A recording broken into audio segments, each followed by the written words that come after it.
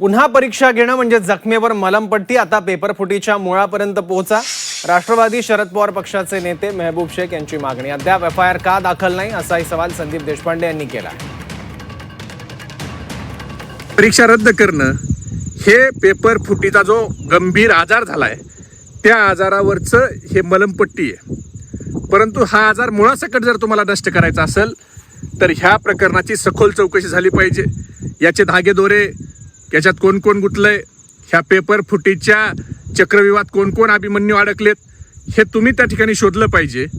आणि ह्या MPSC मधून पेपर फुटलाय का ट्रान्सपोर्ट करताना पेपर फुटी झाली का, परीक्षा केंद्रावर गेल्यावर पेपर फुटी झाली का, MPSCतच याचा मास्टर माइंड बसलाय आणि तो मास्टर माइंड पैसे खाऊन लाखो विद्यार्थ्याच्या भविष्याशी खेळतोय.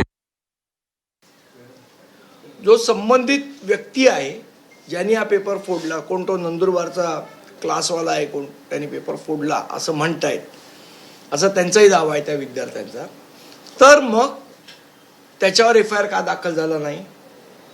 तो जो संबंधित क्लासवाला आहे त्याला पळून जाण्यासाठी का अवधी दिला गेला? का त्याला तात्काळ अरेस्ट केली नाही? म्हणजे आदल्या दिवशी तो बाईट देतो की मी पोलिसांच्या सगळ्या चौकशीला जायला तयार आहे आणि दुसऱ्या दिवशी तो फरार होतो.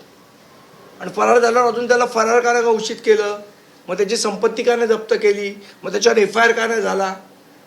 या सगळ्या प्रश्नांची उत्तरं आम्हाला मिळाली पाहिजे आणि हा प्रश्न आम्ही सरकारला विचारतो.